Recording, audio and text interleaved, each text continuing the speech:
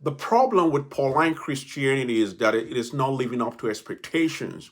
Many Christians fail to realize that we have many prophecies in scriptures that point to a time when God will redeem the Gentile nations. Sadly, what has been delivered to us from the time of Paul to the present day is a far cry from what was foreshadowed by the prophets. So when Paul says the Jews demand a sign, I agree with them. The Jews were right.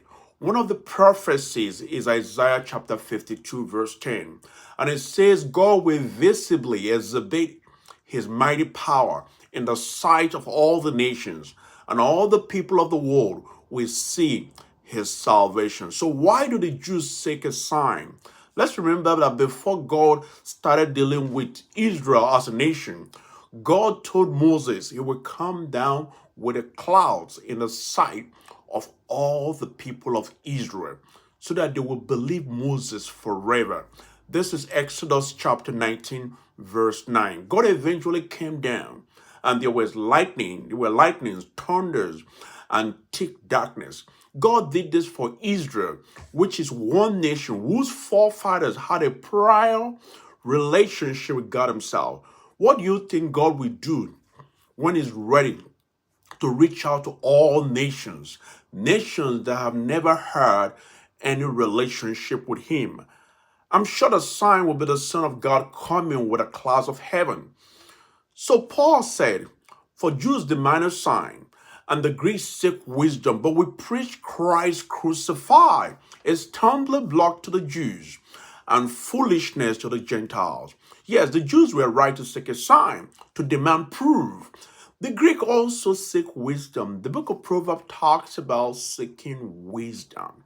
In Proverbs chapter 8, verse 17, wisdom says, I love those who love me, and those who diligently seek me will find me. So, friends, nothing wrong with the Greek seeking wisdom, because wisdom is the law of the Lord.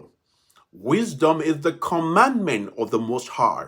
I say all this to say that a sign that will bring all nations to God is the sign of the Son of God coming with the clouds of heaven.